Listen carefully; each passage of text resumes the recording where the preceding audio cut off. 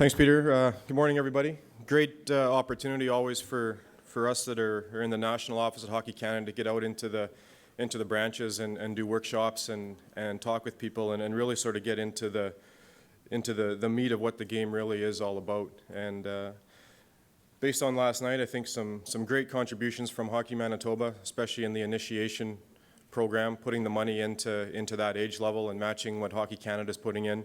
Nationally, we're putting in about $1.5 million over the next 3 years strictly into the initiation program.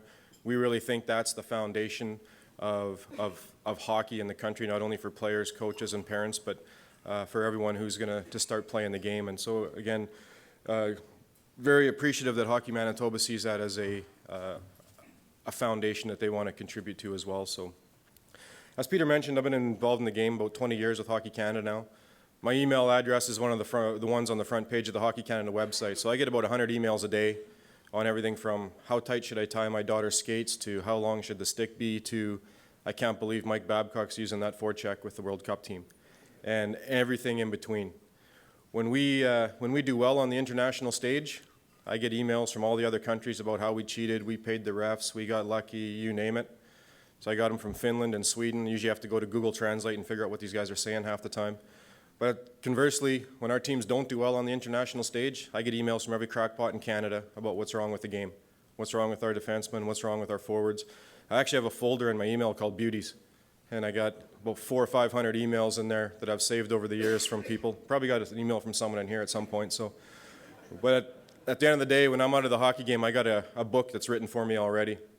All I got to do is cut and paste. So if you are one of those crackpots who sent me an email, you're going to be in a book one day. So you'll recognize your clip in there. So some of the things we're going to talk about this morning is in regards to a player development pathway. And I got some video, we're going to show some skills, we're going to talk about some things that minor hockey associations can be doing to really help coaches develop players. And that's probably one of the biggest things we really need to focus on in Canada nowadays is that there's players going to skills programs and school programs and morning skills, afternoon skills, midnight skills 3 times a day. But at the end of the day, it's really the most important thing is what we can do for the coaches to develop those players, because it's the coaches who have the players with them for the most amount of time. It's what happens from Sunday to Sunday in the rink, from September through to March or April or whenever the season ends, that you're going to have the biggest impact. Going to a skill session or a goaltending session for an hour on a Monday night, and then you go back 3 hours or 3 weeks later, or even a week later, if the coaches don't know what those people are teaching, you're not going to see a great number of results. So for us at Hockey Canada, everything comes down to our mission statement. Lead, promote positive hockey experiences. And whether you're a referee, an administrator, a parent, or a player, it all comes down to that. You have to enjoy the game. And so everything that we do with all of our programs leads back to this. I want to play a little video called The Canadian Way. And I think it's a 2 or 3 minute video that's going to share with you our vision of what we think hockey is in Canada. Marcel Leon and Zippler. Zippler gets by, right in on goal, a shot. Oh! The Canadian Way. For more than 100 years, hockey has been our passion. Played on ponds and rinks from coast to coast. After school with your friends, Saturday night with your family. Hockey brings us closer together.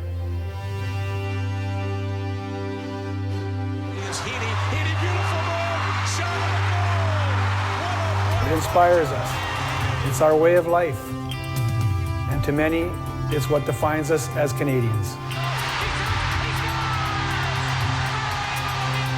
From the first time you hold a stick, in your driveway, or anywhere there is ice, the game is in your heart. Early morning and late nights, you dream of playing the game. Scoring the big goal, making the big save, being the Canadian hero, and sharing those special moments. Are the gold medalists at the Paralympic Games, the first time. When you pull on the Canadian jersey, you join a special group. Here's another shot, right by the score! From Henderson to Crosby No matter your age, no matter who you are part of our family, representing your country, your hometown, your family, your teammates, the people that protect us. You are representing every Canadian. When we step on the ice, our country stands as one. We don't play for the name on the back, we play for the one on the front. With this honor comes responsibility to carry on our tradition, to carry on the Canadian way, to do whatever it takes, to give everything you have, to sacrifice, to be relentless, to never give up. When you come face to face with adversity, embrace it. When our opponents push back harder, other countries will be united against us. When I know the whole world wants us to lose, except for Canada and Canada fans and our players, and we'll be there, we'll be standing. Ice hockey gold medal, Canada. McNabb in there, unbelievable. Together we will find a way. Together we will achieve our goals. Together we will wave our flag.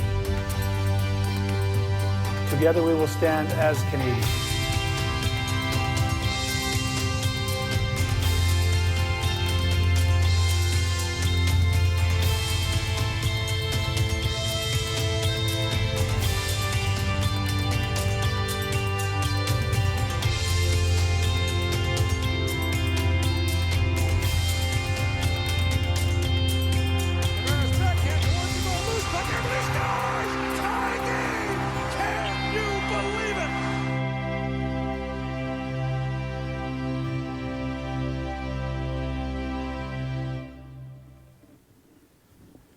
So there's a little video, kind of like I said, is a snapshot of what we think hockey in Canada is. It's obviously it's high performance, it's men's, it's women's, sledge hockey, kids starting out when they're 6 years old, and then people playing until they're 60, 70, 80 in recreational leagues, and really that's what it's all about. So some of the things we're going to talk about are some long-term player development. You guys will have access to this presentation and some other handouts that go with it at the end, so if there's additional information that you want to write down, you can go ahead, but you'll also get this. So for us, with everything that we're doing, it's about the gold standard. And we try and every program, every camp, every clinic is trying to be at a gold standard level. Does that mean everything is there right now? No, it's not, but that's what we're trying to get to. Like we mentioned earlier, it's about providing all participants with a positive experience. When they like the game, when they love the game, they're going to come back. They're going to play it, they're going to coach it, they're going to officiate it, they're going to administrate it, and that's probably one of the biggest things that we have to do. Long-term player development, it's a philosophy that every sport in Canada is mandated to have, and it's exactly that. It's from your first experience in sport to being active for life and everything in between. These stats, bit of a generalization, but at the end of the day, it takes about 10 years or 10,000 hours to master a skill. And obviously, players in any sport at the elite level have spent a lot of time practicing to get those 10 years and get those 10,000 hours in.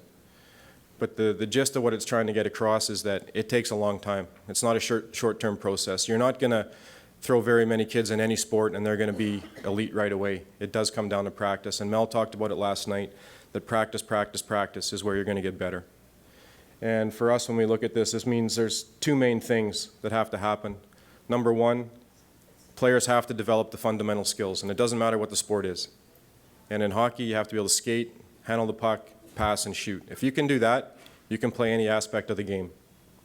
And the second part is probably more important nowadays, is they have to be physically literate. We have a huge problem in this country, and not only in hockey, but in other sports, where kids are specializing way too early. We have kids playing hockey 12 months a year. Kids are playing tennis 12 months a year. They're playing soccer 12 months a year. And what we're doing is we're developing sport-specific players, but we're not developing athletes anymore. And I've seen it at our World Junior level at camps, and we come in and we're doing things off ice and throwing a football, and there's kids that can't throw a football. And they're amongst the best hockey players in the country at that age group, but they can't throw a football. And in any sport, it's always the best athlete that gets to the top. And so one of the biggest things we need to do is encourage kids to be playing multiple sports. Play hockey from September to March, put the skates away, play golf, play soccer, play tennis, play lacrosse, doesn't matter what the sport is, but that's where you're going to start to develop the athletes. And when you have an athletic skill base, your potential and your ceiling is that much higher. We see it especially, and I would say it was mentioned a little bit last night about goaltending. Our young goaltenders now are becoming so technical in their movements, and all their skating involves the blue paint in the crease, and they get to a certain point and they top out because they don't have the athleticism. And we'll talk a little bit more about that later on. But at the end of the day, it's about athletes and participation, and when we have that, they're going to have a love for sport, they're going to have a love for hockey, and they're going to go further, they're going to play longer, and they're going to enjoy it better. But also at the end of the day, it's okay for parents to want their kids to get to the highest level. It's okay for young boys to want to get to the NHL and young girls to get to the women's national team. We just think if they go about it the right way, they're going to have a better chance. So for hockey, long-term player development, some of the following principles: doing the right thing for athletes at the right stage in their development. And that's not running systems, not running the left wing lock, not running the trap in Atom hockey. It's about teaching the skills. As Mel said last night, when the players get to her level, if they have the fundamental skills, they'll teach them any breakout, any forecheck, any system that you want. But you have to be able to develop those skills first.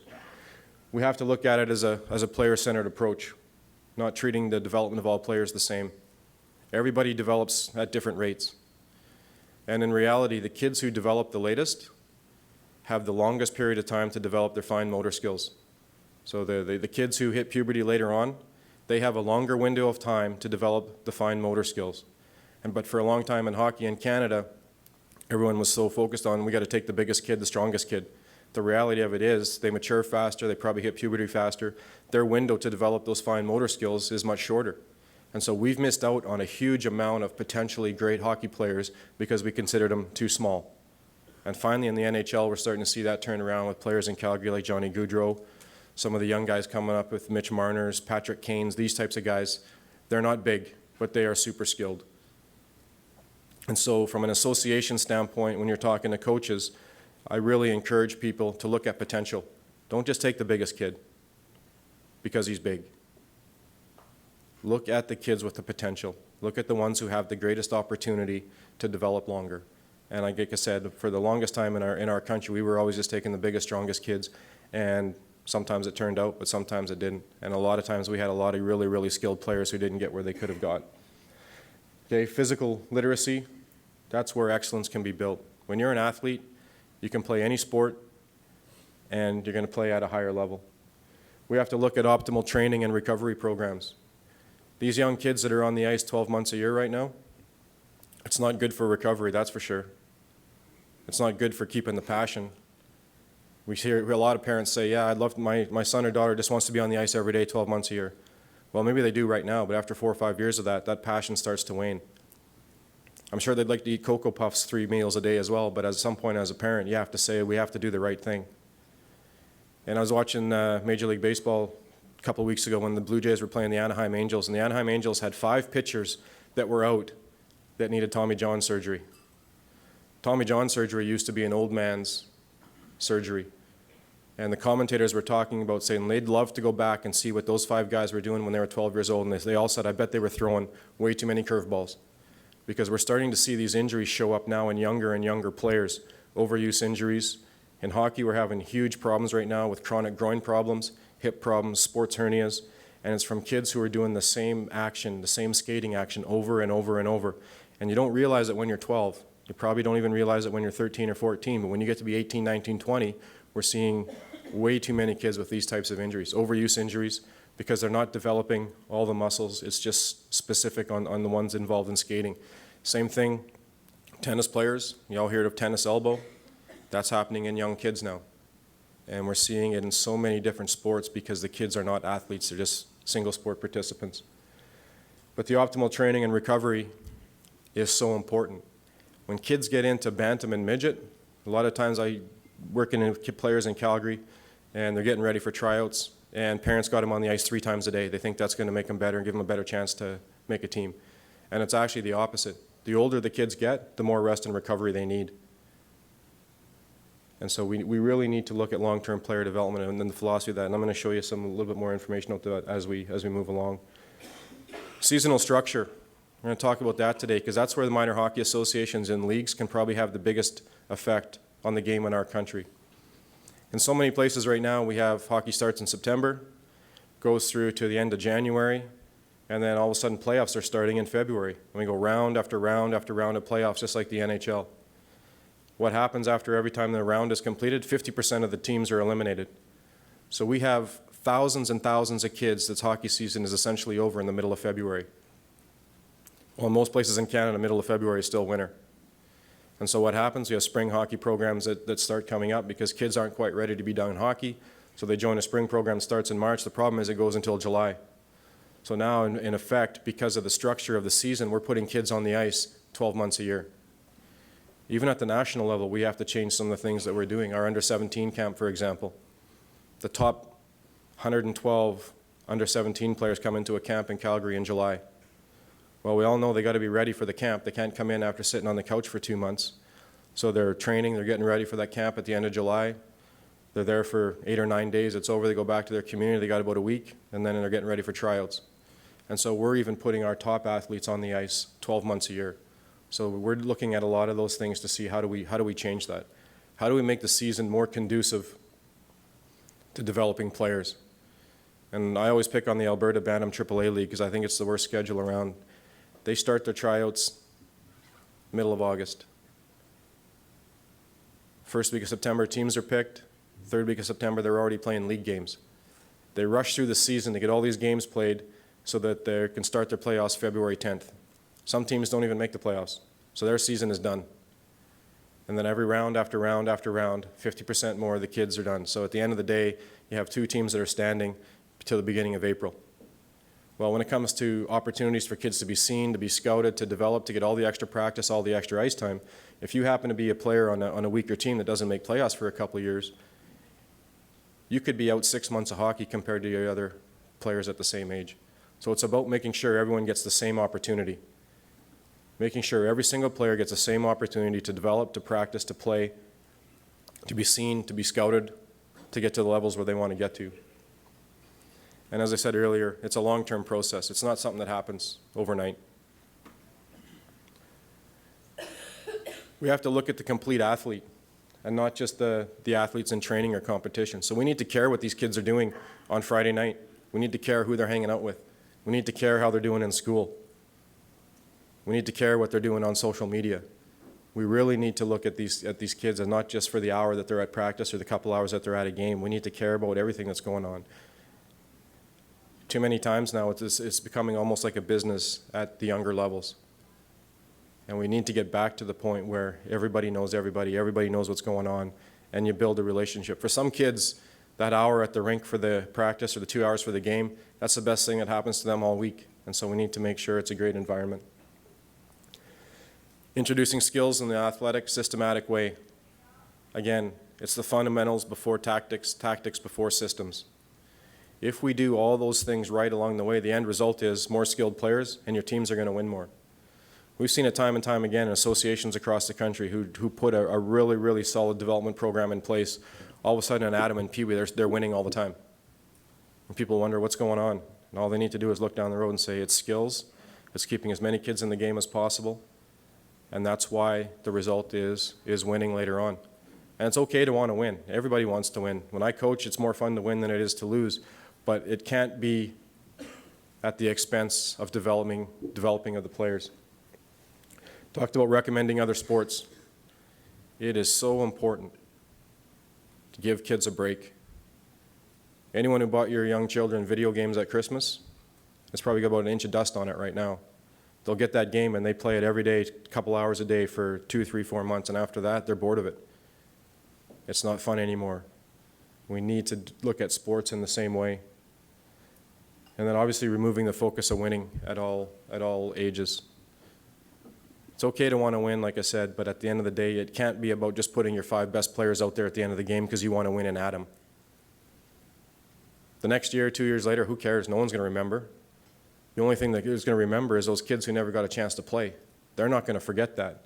So for coaches and for associations, it's very, very important that you put things in place like that so that you don't have coaches putting out their best players in the last 2 minutes of a period or the last minute of a game. Everybody pays the same amount of money. Everybody has to contribute.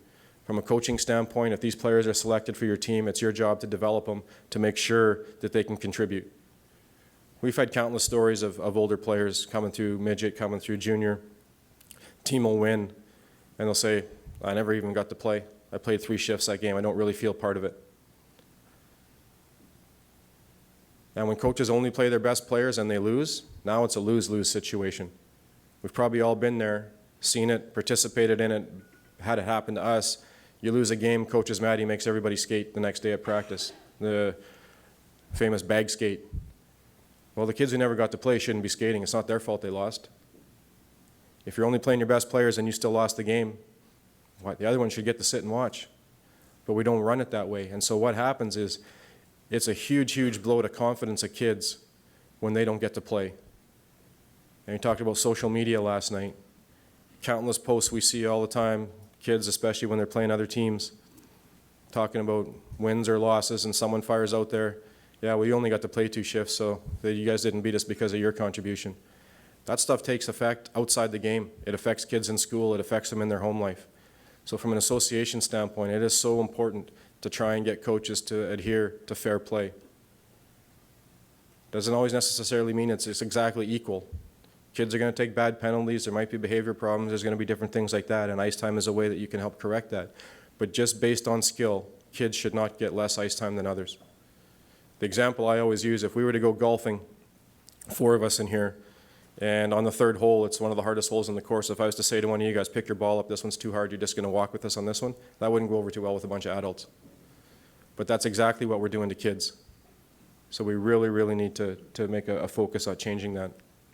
I think I played every other sport as a kid, pretty much, to be honest. I think I played for our school football team. I played basketball for our school basketball team. Obviously, it didn't play, as competitive as hockey. Baseball was huge. Basically, I played, hockey in the winter and baseball in the summer. So spring hockey didn't really kind of take off until I was probably 10 or 11 years old. So I used to just play baseball all summer, go to a couple hockey schools, and that was really the only hockey I got in the off season. So I think it's really important to play other sports. I think you learn a lot about different things, different ways other sports work and things that can carry over to hockey and vice versa. But I think being part of a team, obviously most of those that I mentioned, you're part of a team in a different dynamic, and it's all the same. When you're part of a team, it all kind of boils down to the same stuff. But it's good to be introduced to different people. Usually with hockey, you're always on the same team. You see the same kind of kids.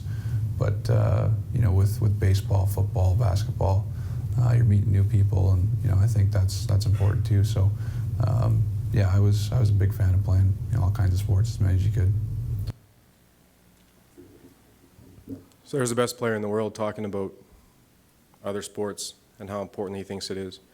And I've been fortunate to be at camps during the lockout, spend a week in Colorado with Crosby and a bunch of guys doing on ice, off ice.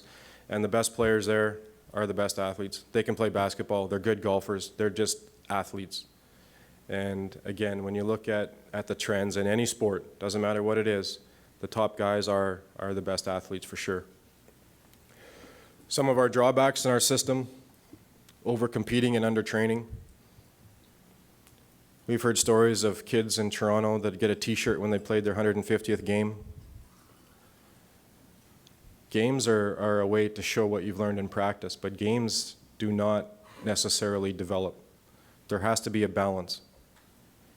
The other thing we need to look at here is when we look at players in recreational level hockey. It's okay for kids to just want to play beer league hockey without the beer. It's okay for Bantam kids to want to go once a week and play with their buddies and then play other sports and other activities. And for midget kids that just love the game but want to play, but they don't want to practice 3 times a week, they don't want to do dry land, they don't want to do anything else. So long-term athlete development isn't just about the high-performance players. It's about everybody. And for a long time, I'll go into rinks in Calgary and I'll see a Bantam level 5 team, and there'll be 6 kids on full ice at practice. But you go to the game on Saturday and there's 17 of them there. So we need to look at that as well. And in a lot of the cities, recreational level hockey is keeping a lot more kids in the game longer, because hockey can be expensive, as we all know, when you get to the higher levels. But it's not only expensive from a money side of things, it's also expensive from a time commitment. And so we need to look at what are the options for everybody. You know, all the recreational men's hockey leagues around, I don't know too many of them that practice. They just go out and play once or twice a week. It's a social activity with their friends, with their buddies. And we need to look at that for kids, because we lose way too many kids out of the game at 14, 15, 16 years old, because maybe they didn't make a AA team or a AAA team, or they didn't get drafted or this and that. They still like the game, but we need them to come back and still play, and not take 5, 6 years off and just come back as maybe recreational players. Some players don't come back because they have a bad taste in their mouth. So we need to make sure that every level, whether it's competitive or recreational, that we have opportunities for them. Adult programs imposed on kids. Again, coming back to seasonal schedules. NHL hasn't even started yet, and we're going to have Bantam AAA teams that have played 10 games. And they're also going to be done in February. The amount of dry land and everything that goes with it, we're trying to implement the same type of programs we see at the adult level on kids. And the reality of it is, kids don't have the time. When you get to junior hockey, it's probably the first time when you're actually going to have the time to start to train like an adult. And that's when you should start to train like an adult. Everything else should be training based on age appropriateness. NHL players can go to the gym in the morning, then they can go to practice, then they can do something in the afternoon, then a game at night. Kids, they're in school. And sometimes we have them running around 6 or 7 days a week. Got practice, we got dry land, we got practice, we got dry land. And guess what? It's not only a tough situation for kids when they got school and everything else going on, it's tough on parents as well. One of the biggest things I noticed when we were over in Finland watching their programs at young levels, they'll say, we train 12 times a week. And I'm like, 12? I said, well, can you explain that? And they said, sure. When we come to the practice, they do a 30-minute warm-up before practice. It's all on athleticism. They have little stations set up in the rink where you're doing a whole bunch of different activities. Then you go on the ice. Then you practice. When you come off the ice, you do another 20 or 30-minute cool down, but it's all athletic type of things. That's 3 training sessions. Guess what? The next day is off. There's nothing on Tuesday, because you get 3 training sessions on Monday. Where in Canada, a lot of times we have coaches telling kids, oh, you got to be at the rink before practice 45 minutes ahead of time. Why? So you can sit in the dressing room and chirp on your phone. They're just sitting there doing nothing half the time. A lot of teams, they're doing warm-ups before games, but they don't do any warm-up whatsoever before practice. So we need to change our mindset a little bit on how do we develop players. And I'll tell you that when you see the little 12 or 13-year-old Finnish kids and the athleticism that some of these guys have, it's unbelievable. And it's not just a coincidence that Finland is producing some good players lately, especially goaltenders, but they do a lot of things right from the time kids are 10, 11, 12 all the way through. A lot of times we have male programs that are imposed on females, and it's different. Mel talked about it last night. It is totally different on the female side of the game, and those of you that have administered it or coached it, you know what those differences are. A lot of times our preparation is geared towards short-term outcome, making sure we don't lose as bad next Saturday as we did this Saturday. It's important to have a plan. Stick to your plan, it will get better. But too many times, well, we lost 6-0 last Saturday, we got to make sure we don't lose that bad this time. So they start to put structure in. You stand here, you do this, you skate there. And it takes away from what you're really trying to do, which is develop the players. A lot of times our most knowledgeable coaches are at the highest level. There's no fame in coaching an Atom team. There's no fame in coaching a Pee Wee team. Everybody wants to try and get to the highest level. And to me, it's the process that you should be following at to look and see who should actually be there. So many people want to come in, I just want to coach Bantam AAA. What we need is the best coaches, the best instructors working with the young players. We have thousands and thousands of great volunteers in this country. And the reality of it is some of them just aren't very good at teaching skating, or they don't know how to work with defensemen, and that's okay because they're great with the kids. But we need more experienced people, more qualified people working at the younger levels. So for associations that are out there and you have skills coaches or you're bringing in people to do goaltending or skating, make sure they start at the youngest levels first and work with those coaches and help to teach those coaches how to teach skating. That's where you're going to get the biggest benefit out of. Competition interferes with development. Too many games, too many tournaments. At the start of the year, a lot of coaches get a bunch of ice time. First thing they do is they get on the phone and try and book 10 exhibition games. You cannot get that time back to develop those players.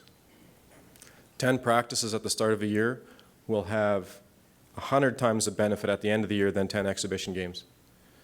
When I was coaching in Calgary all the time, we'd get 10, 12 practices before our season started, and I got coaches calling me saying, hey, you guys want to play us on Saturday? We'll come back and play you guys at your rink the next day. I'm like, well, we'll come play you, but we're not going to give the ice time back. I'm like, well, that doesn't sound fair. I said, exactly, we don't want to play. We want to practice.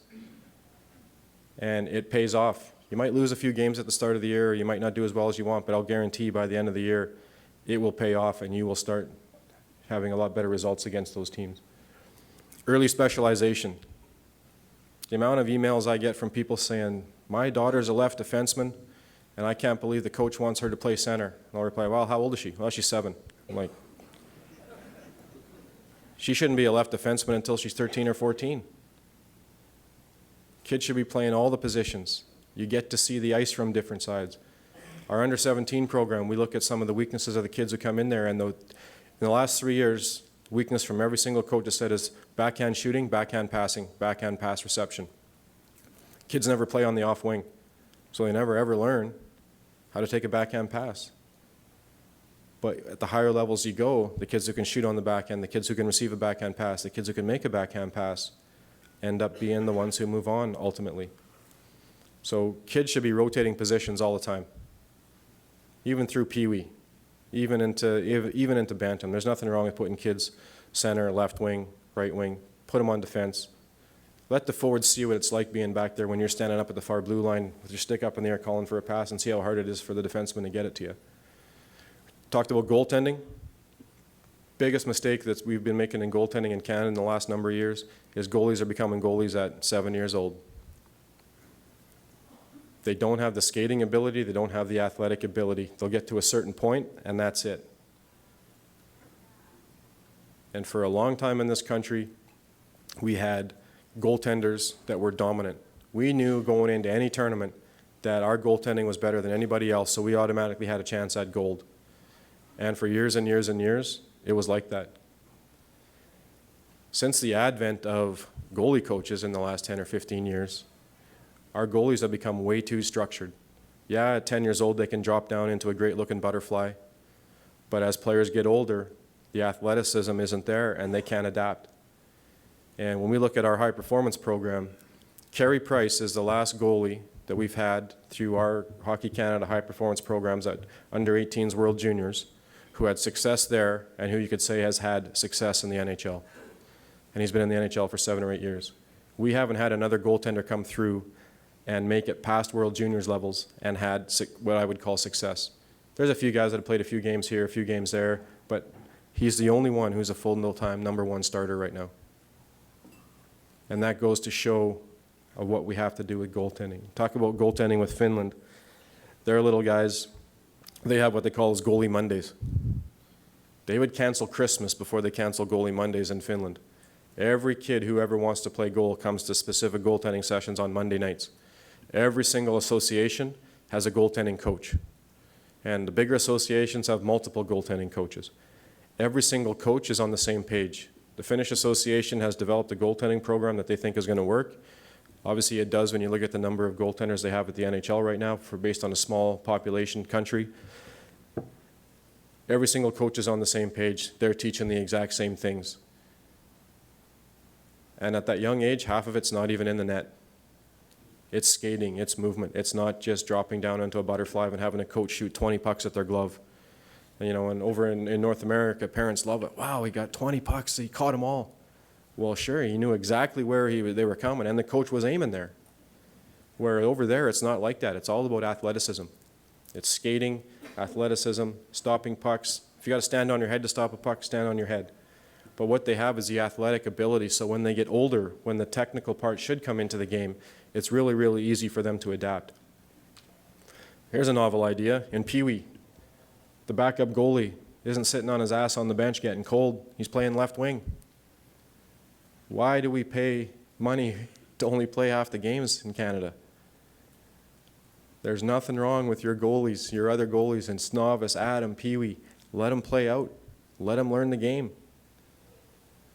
There's a huge amount of benefit that comes out of that.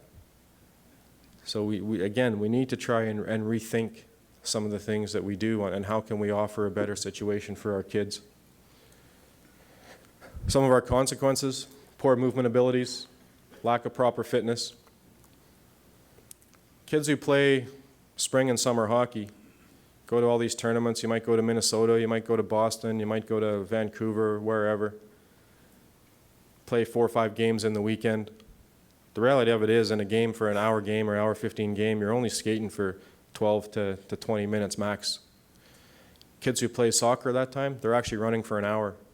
The development that you're doing for lung capacity and energy systems in your body, you are doing 10 times more benefit for your body at 12 by doing sports like that where you're active for the whole time. That, again, it's not going to pay off when you're 12. It's not going to necessarily pay off when you're 13, but you will see it later. So again, we need, as parents and as associations, we need to look at some of these things. What are we doing with the kids? Lack of proper fitness. Again, just playing hockey all the time isn't necessarily going to do it. Playing other sports, there's other aspects that are better for us. Poor skill development. More games you play, less shots you take on net, less time you have to handle the puck, the less you skate. So practicing more will give everyone a lot more shots on net. You have a lot more time with the puck on your stick. You're actually going to develop. Bad habits develop. We always hear coaches after games, if they lose, we got to get back to the basics. We got too many bad habits. Bad habits get formed in games. They get corrected in practice, and that's where we need to get to. Sometimes female athlete potential isn't reached because of inappropriate programs. Huge importance to be able to look at, and Mel talked about from Pee-wee and below, it's very similar with females and males. But once you get bantam and up, it changes. It needs to be different, and we need to recognize that. Some kids don't have fun because they're playing in adult-based programs. It's not fun to be told to stand here, pass here, do this, do that. Like Mel said, we need to let them go. We need to let them create. Kids are inherently creative. We coach it out of them. We have thousands and thousands of kids that are not 10, 11, 12 years old that are super skilled, that think the game. But as coaches, we coach it out of them because we're telling them what to do too often. We get a lot of coaches say, oh, this is a really creative drill. And I'll look at it and say, yeah, it is a creative drill. But every step of the way, they're telling the kids what to do. So now it's not creative anymore. Outdoor rinks, pond hockey, ball hockey in gymnasiums, that's where it happens. If I used to go downtown to the skateboard park in Winnipeg here today with a clipboard and a whistle, call the kids in, half of them are going to give me the finger, the other half are going to tell me to beat it. Leave us alone. We're learning tricks by doing. We're figuring it out. That's why sports like the X Games now are so popular. Summer X Games, Winter X Games. 10 years ago, if you did a backflip on your snowmobile, you did something really, really wrong. Now these guys are doing it on purpose, and they're doing multiple backflips. The stuff these guys are doing on skis, on snowboards, on snowmobiles, on motocross, on BMX bikes, on mountain bikes, there's no manual for that. It's all about kids trying and doing. And you know what? You fall off the monkey bars like Mel said, you get back up, you won't do the same thing again because it hurt. But nowadays, we don't even give kids the chance to fall off the monkey bars. We need to make sure that we're giving them chances to create and to explore and enjoy the game from their eyes too. Selfishly, for us at the national level, the success we have is all because of minor hockey associations and coaches. The better job you guys all do developing boys and girls, the better it's going to be for Hockey Canada at the national level. We don't necessarily develop players. We get them in for camps. We evaluate, we select, put a team together, and if all the minor hockey associations in the country have done a great job as far as developing players and developing skills, then we're going to have a great team. But when we get 44 players into a World Junior Camp in the summertime, that's what we get. In 9 days, you're not going to develop a whole pile of skill. You're not going to develop all these players a whole lot. They're going to pick up a few things. They're going to get better here and there, but at the end of the day, in 9 days, you're not going to develop a whole lot. So when we look at kids that come through the system because they've had a really, really good minor hockey experience, they're skilled. That's where it comes down to. Even Major Junior needs to be given credit to the minor hockey associations. When they draft that player in the first round, even if the player plays a first year in the Western Hockey League, they didn't get good because of the Western Hockey League team. They got good because of the 9 years that kid spent in minor hockey before that. They enhance it. They help them out on a lot of areas, but at the end of the day, those players were good because of what happened in minor hockey, and we need to celebrate that. We need to make sure that we're covering the basis to make sure that we have more kids who get those opportunities. Obviously, you're not going to be able to read this, and there's a handout that I've created. And one of the things that I mentioned earlier is so important is seasonal structure. It's making sure we're putting together optimal seasons for optimal development. And so for every single age group, we've put together some charts like this. Here's the ideal number of practices. You should have a certain number of practices before you start playing games. Here's a maximum number of games you should play at this level. Here's when the game should happen. And it's not all about just practice and just games, because I think games are important. It's important for kids to play, but it's the structure of when you put the games in play. Front load your season with practice. Play small area games in practice. Have a few exhibition games. Start your league play. But don't start it right away. Give the coaches enough time to work on skating and passing and shooting so the games are actually more productive. At the end of the season, that's when we should load it up with games. We don't need to be working on a tight turn in March. So it's about putting together a seasonal structure that allows a coach to develop, that allows a player to develop, that allows for time off. And at the end of the day, for most people, you're going to look at this and you're going to say, wow, that's how many games we play already. It's not about taking games away. It's about the structure of when the games are played. It's not going to 6 tournaments at the start of the year. It's about putting things in place so that there's a longer period of development. And over time, you will start to see a result. Seasonal structure at all levels, even in midget, it should be tournaments for playoffs. It shouldn't be round after round after round after round. Because like I said, every time we have a round of playoffs, 50% of the teams are eliminated. So now there's a whole bunch of kids who are getting less practice, less games. Everything we do, except for Major Junior Hockey and the National Hockey League, is short-term competition. World Cup of Hockey, short-term competition. World Junior Championship, short-term competition. Olympics, short-term competition. So at the higher levels, it's all about short-term competition. So we need to do more for that. We need to give more kids a chance to play at the end of the season when the games should be a higher level of competition, higher level of intensity, but now every kid is getting the same opportunity. You look at it from a cost standpoint. If you're in a team that happens to go round after round after round and you win, how many cash calls are there?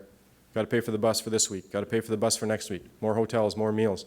Instead, everyone knows we're going to this place this weekend. This is the finale. This is where the tournament is. You get all the players, all the teams in one location. There's a lot more benefit to it than that. So there's a handout you guys will get after that looks at the guidelines for all the different age divisions. And again, it's a guideline. It's not saying it has to start here and has to end here. It's not black and white like that, but it's a guideline. Some places don't even have the ice in their rinks yet, which is okay. And maybe the ice comes out a little bit earlier. But at the end of the day, it's taking a look at the season structure and how can we make this more beneficial for developing. Peewees, bantams, midgets, there's also seasonal structure in here for recreational level players. In a lot of places, we always talk about ice time being difficult to find or hard to get. Well, when we have recreational level players that don't want to practice, and there's only 6 of them on the ice at a practice, there's lots of ways we can actually come up with a lot more ice time for younger levels and for the kids that want it. If we just look at recreational level hockey and see what do these kids want. Some of them just want to play once a week.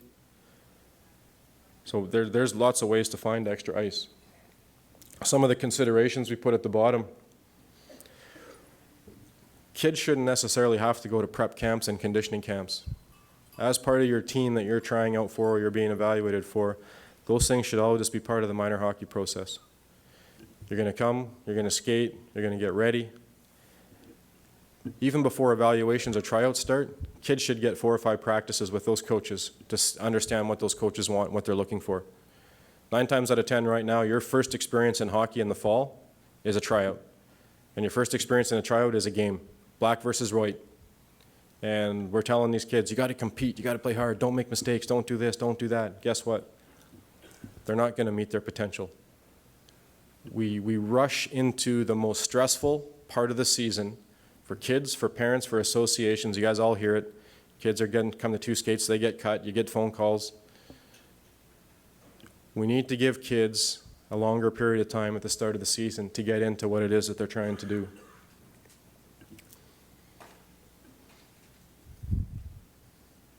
Those are, if you remember nothing else about today, these are the 2 most important statements that I would consider. Talent identification is all about keeping kids in the mix long enough to see what they can really do. The number of kids that get cut after 2 skates or 3 skates, it's unbelievable across this country. We need to keep them in the mix long enough to see what they can do. No one around this country can tell me which 12-year-old is going to be the best player. No one can tell you what 16-year-old is going to be the best player. The NHL scouts who are making thousands of dollars and spend thousands of hours in the rink cannot accurately predict which players are going to play for their team. It's a crapshoot, 50-50.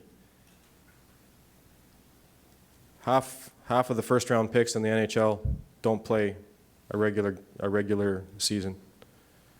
There's a lot of players who don't get drafted, who are drafted later on, that come into the mix and play. And it's no different at the minor hockey level. But we need to give them a chance. So the underlying philosophy of long-term athlete development, keep as many kids playing at as high a level as possible for as long as possible. If you do that, your association will have success. We try to get to best on best hockey way too soon. And we're trying to work with the system in Calgary, for example. City of 1.2 million people, and we only have 4 midget AAA teams. Like, are you kidding me? 4 midget AAA teams in a city the size of 1.2 million. Do you know how many potential kids are getting cut or don't have the opportunity to play there? We need to change that. There's only 4 AAA Bantam teams in a city the size of 1.2 million. So when it comes to numbers and we compare ourselves to other countries, the fact that we reduced down to 80 kids at 14 years old in the size of Calgary, we could have 10 million kids playing the game and it doesn't matter. We reduce ourselves to the same size as other nations. That's why small countries can compete. That's why Finland, Sweden, the Czechs, the Slovaks, that's why they compete at an international level. Because they understand that they can't afford to waste a single player. They keep as many kids playing for as long as possible at as high a level as possible. Our under-17 program, we bring in the top 112 kids. The Finns, who only have 50,000 players in the whole country, bring in 90. But those 90 stay, they don't cut. If you're in at under 17, you're in at under 18, you're in at under 20. The Swedes do the same thing. A lot of these countries know they can't afford to waste anybody. So it's about keeping a lot more players in a lot longer. So as an association, by implementing a standardized technical curriculum and methodology for instruction, you will get results. You'll have more kids playing, you'll keep more kids playing longer, and you're going to have more success. Very, very important for associations at the start of the year. Get your coaches together and talk about the things that you need to do. Talk to the Bantam coaches and say, what are the weaknesses these kids have coming into Bantam? Talk to the Pee Wee coaches and see, what are the kids coming out of Atom? What are their faults? What are the things that they're challenged with? For almost every single one of us in here who was coached, at one point at the beginning of the season, after 3 or 4 practices, we've said to ourselves, I can't believe what these kids can't do. I can't believe what these kids don't know. And guess what? In many cases, the guy who's coaching the kids that we had last year is saying the same thing about us. So what we need to do is make sure we have consistency. Coaches are teaching the same things. The kids are working on the fundamental skills that it takes to get to the next level. Like I said, it's okay to want to succeed, but it shouldn't be at the expense of development. So as minor hockey associations, 3 most important things that you should be looking at. Number 1, enjoyment of players coming to the rink. If they enjoy coming to the rink, they're going to be motivated. As coaches, we shouldn't have to motivate kids. Our biggest job is to not demotivate them. And that happens more often than not. Okay? Number 2, improvement of the player's skills. When players get better, they're going to want to play. They enjoy the game. Most of us as adults, if there's sports we're not very good at, we don't play them anymore. If we're not good at basketball, most of us don't play basketball anymore. Golf is the only sport you can actually be brutal at and you'll still go back and play every weekend. But again, there's a social aspect to it. Other than that, I'm not a very good tennis player. I don't play tennis very often anymore. But at the end of the day, with kids, when they see themselves getting better, they're going to play a sport longer, they're going to have more fun, they're going to play it for a longer period of time. Third one, developing players to play at the next level. That is more important than wins and losses. And to play at the next level doesn't necessarily mean making a AAA team or a junior team. It means that kids leaving Pee Wee are still playing in Bantam. Kids that leave Bantam are still playing in Midget.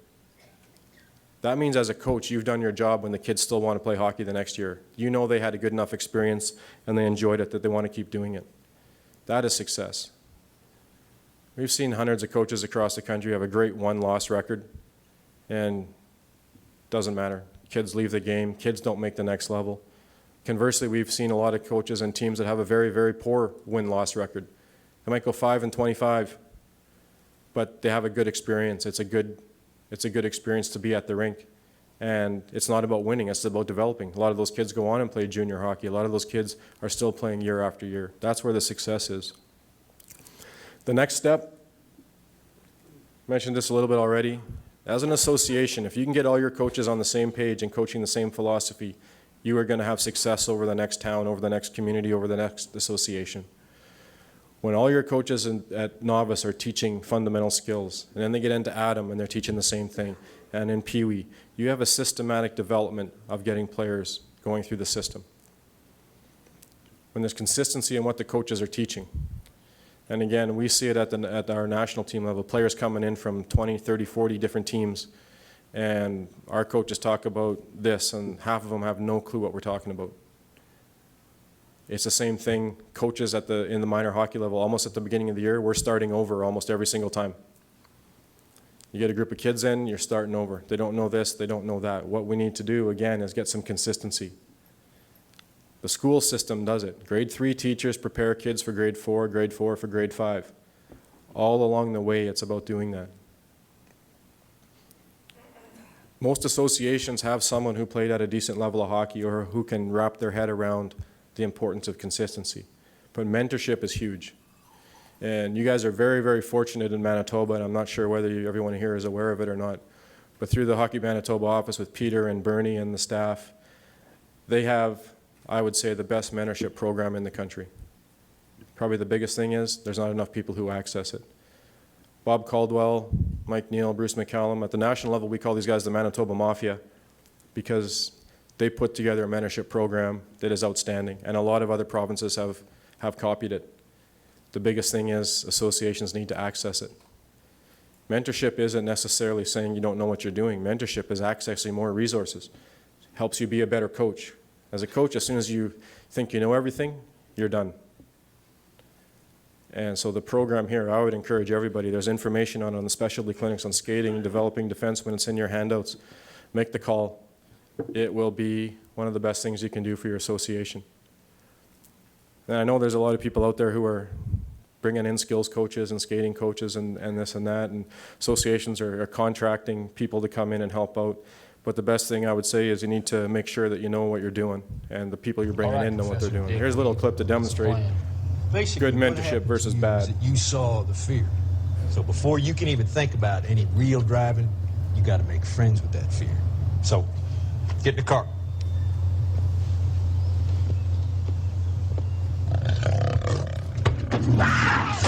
What the hell? It's a goddamn cougar in the car. No, there's a cougar in the car. I put it in there. You got to learn to drive with the fear. And there ain't nothing more goddamn frightening than driving with a live cougar in the car.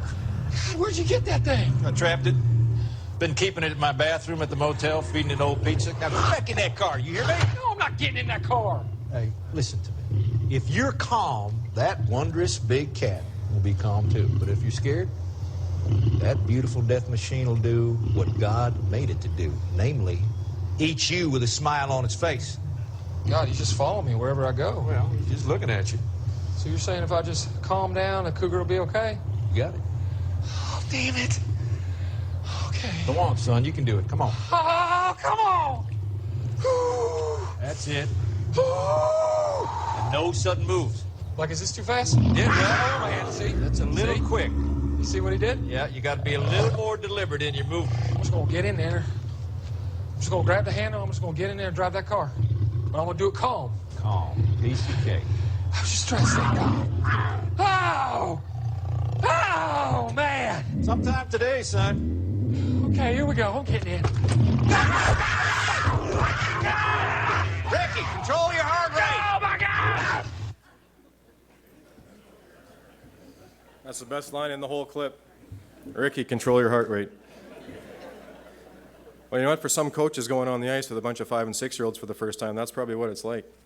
It's not easy to do it. So, again, you know, mentorship. Make sure that you're doing the right things. Bring in the right people, and it will make a difference. I'm not going to go through all this, but you'll be able to read it in the handout later on. But FC Barcelona football club in Europe has basically adopted the approach. All the coaches are on the same page. They're working on the skills that they need to play the system. It's a systematic development of coaches and players. At 8 years old, they tell the coaches, this is what you need to work on. And by the way, here's some very good drills you should do to develop this. As the coaches go through the system, they become more creative. They have their own drills, their own methods, but everything is geared towards, this is the skill set we need to play in order to have success. And so within their club, and I think every minor hockey association in Canada could be an FC Barcelona. You can start off with your coaches and players at 5 and 6, and you can determine, this is what we're going to do, this is how we're going to do it. And by the time they get to novice, you're going to have coaches who are confident, they have good abilities, you're going to have kids that are more skilled, and it's going to happen through Adam, through Pee Wee, all the way up. A few years ago, right from their club, when the kids started at a young age, they ended up being numbers 1, 2, and 3 in European football in scoring, and they were all 3 players that were up for the MVP. Could you imagine in the NHL if the top 3 players for the Hart Trophy for MVP were all from the same minor hockey association? Never happened. It could, though. And so their entire focus was around the association, keeping as many kids playing, doing the right thing for the kids, making sure the coaches develop. And at the end of the day, it's a pretty interesting story. So like I said, you'll get to read a little bit more of this. But they decided at their higher levels, this is how we were going to play. But more importantly, this is the skill set we need to play at this level. Detroit Red Wings are probably the best hockey example. They've made the playoffs 25 straight years. They draft kids based on a skill set of how and who they think is going to be able to play for their team. They're not afraid, and you've all heard the stories, they put kids in the minors for 2 or 3 years to develop. And it's not just to develop to play the same systems in the minor league team as the Detroit Red Wings are playing, it's to develop the skill set in order to play. And you're going to hear Bob Caldwell talk later on this afternoon, and he'll probably have some good examples of some players that he's worked with that were in the Detroit system and why they drafted them. Not because they were the best player at the time, but because they had a certain skill set that they knew they could develop to be successful. And so it's a great example of how I think every single association in Canada could be an FC Barcelona. It doesn't matter if you got 50 kids or you got 500 kids. If we do things the right way along the process, we have a better chance, and we're going to have more kids get to that point. So it's just some more stuff on sort of a proof of a system. At the end of the day, skill development's only important if you plan to do something about it. So we have to make sure as associations that our coaches are working on skills all the time, continuously working on them over and over and over. High performance hockey, and Mel had a good question last night. What is high performance hockey? For us at Hockey Canada, our first level of high performance hockey is the under 17 program where kids come in nationally. Bantam AAA is not high performance. Midget AAA is not high performance. Pee Wee AAA, Pee Wee 1, Pee Wee whatever you call it, is not high performance, but all those kids are on the pathway.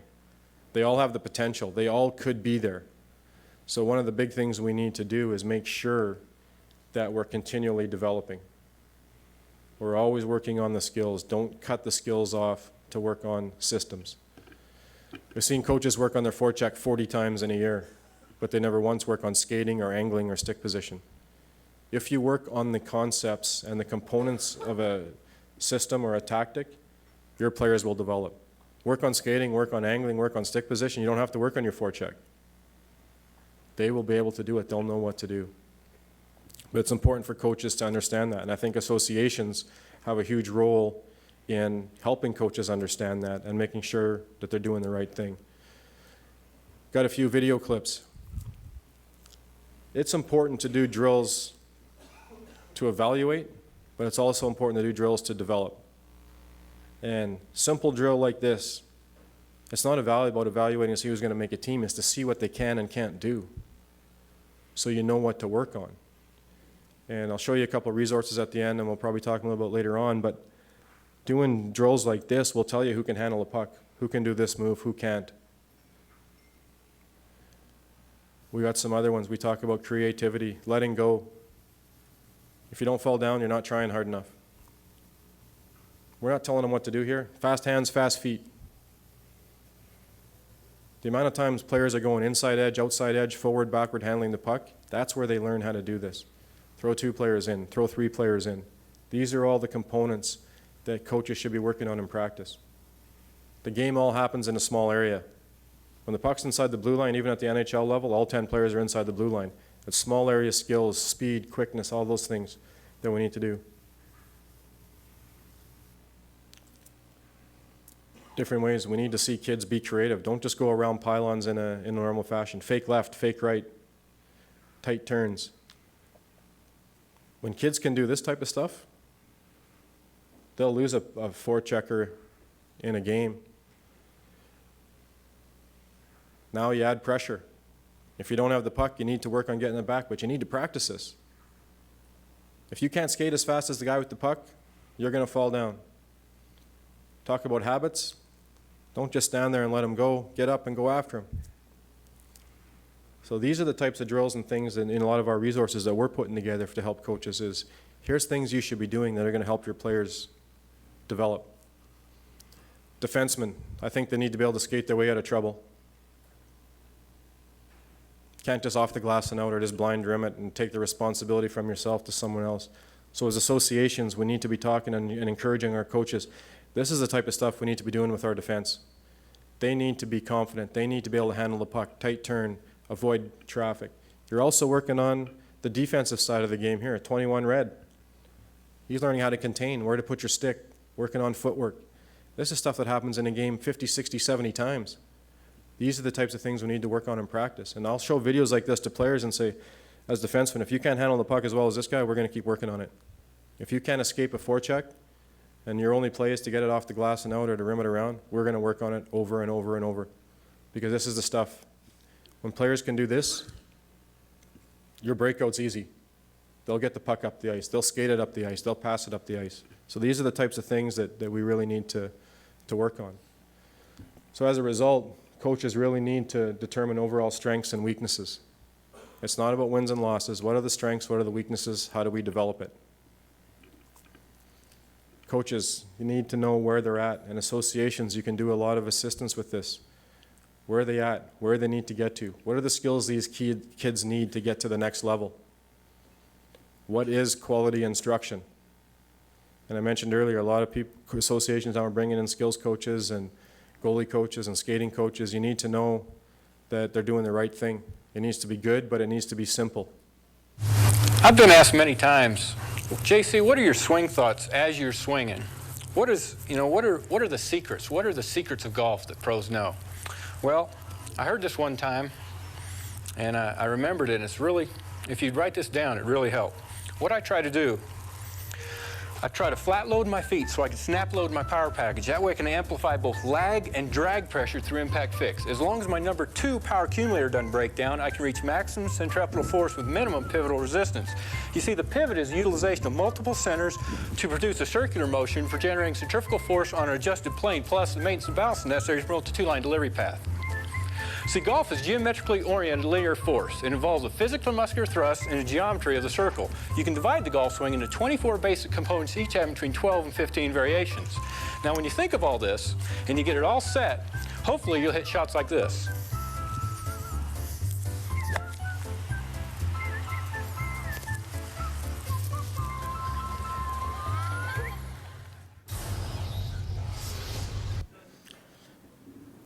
We need to know what quality instruction is.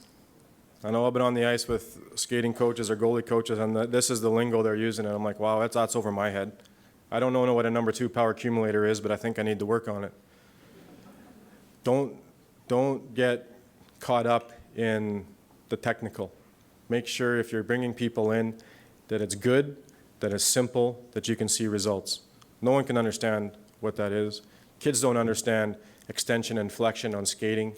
Goaltenders don't know a lot of the terminology and what that means.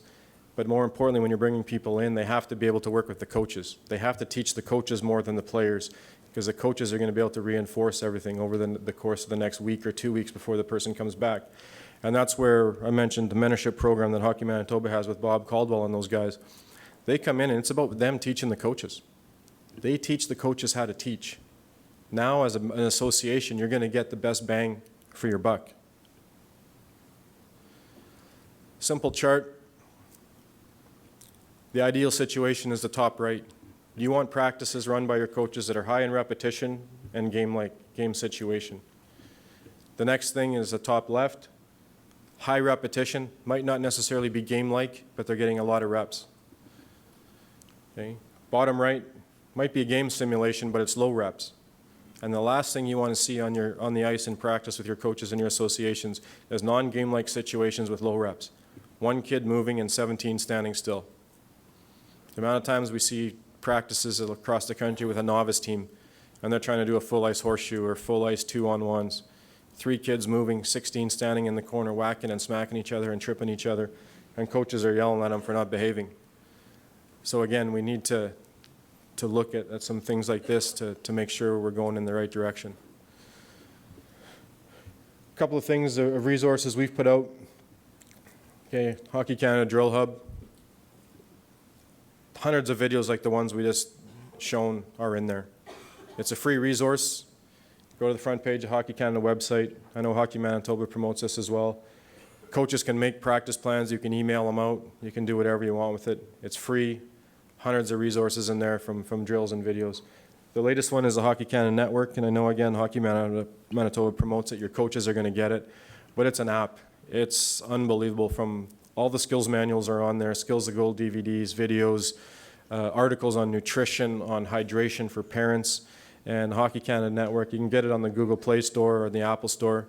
It's actually a free download for basic content. If you want the premium content, there is a yearly subscription fee. But just to show you where we're kind of going with some of this. This is our rink in Calgary. Instead of in the past where we used to buy all the skills manuals for all the coaches, we decided we're going to invest in about $300 for a smart TV. And here I'm demonstrating the app This is the first one. for my phone. So we mounted the TV behind the glass. And I'd like to reiterate, behind the glass, don't put the TV in front of the glass. Are you going to show this one? I run the app off my phone, bought the little $12 suction cup thing that you put on the glass or the windows of your car to hold your cell phone. And now the TV is my whiteboard.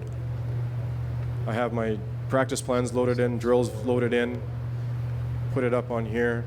And now I'm not talking about which direction the players go, I'm talking about the skills within the drills. So the players come into the board, bang, here's a 30-second video, here's our drill.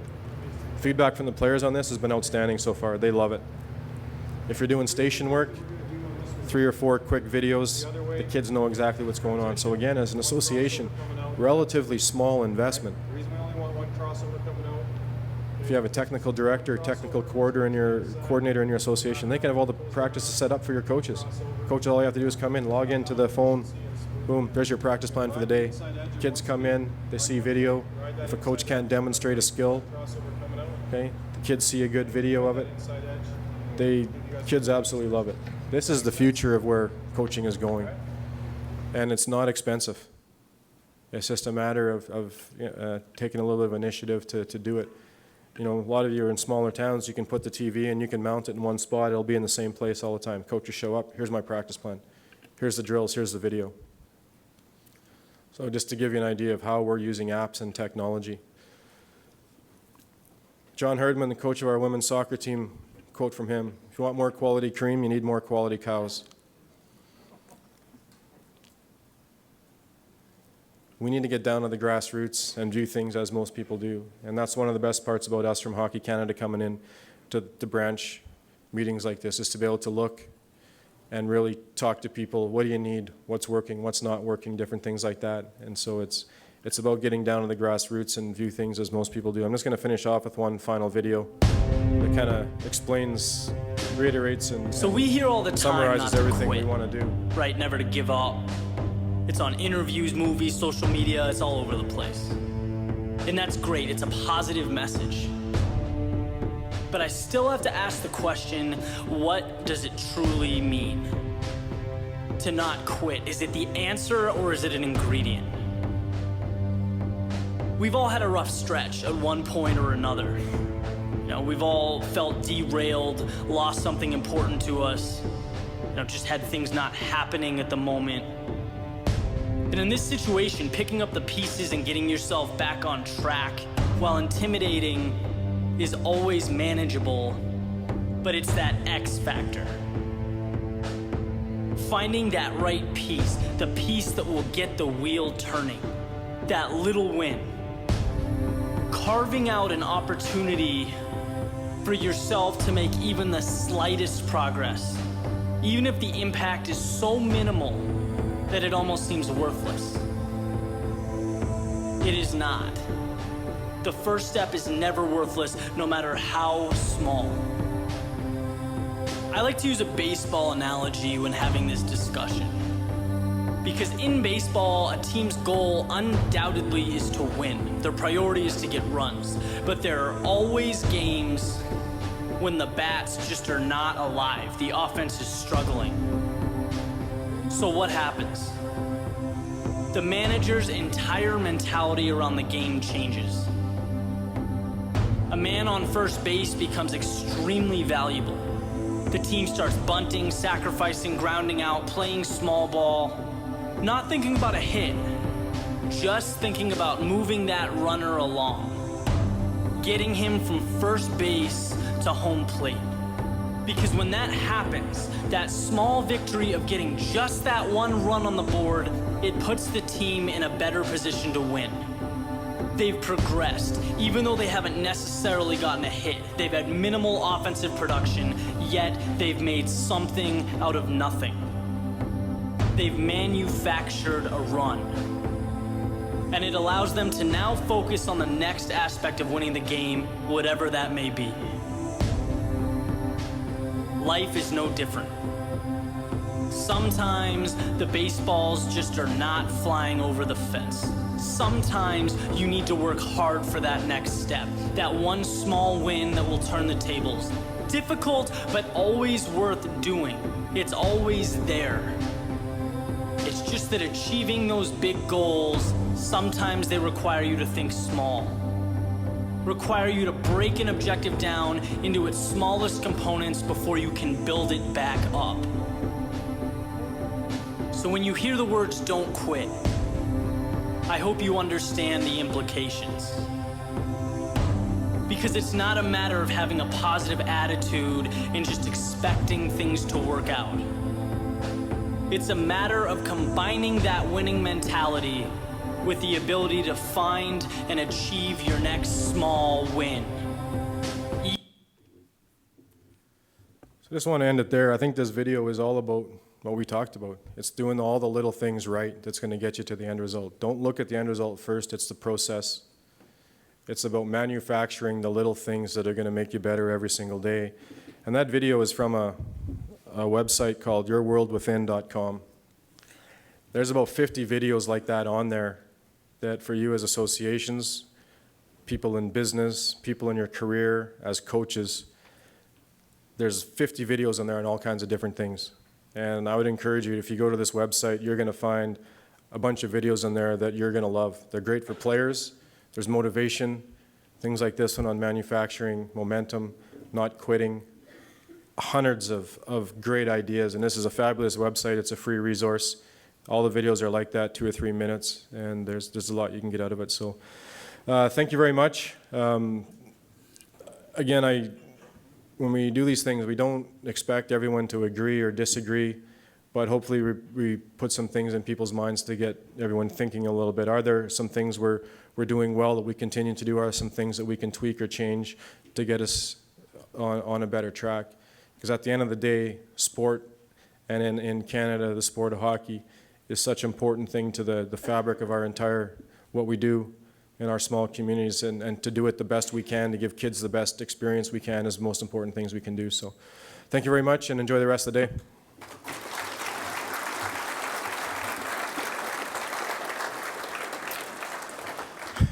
Thanks very much, Corey, for an excellent presentation and a great way to start the day. And I'm sure there's more to come. And certainly appreciate the reminder to me that golf is why that is the only sport that I still play.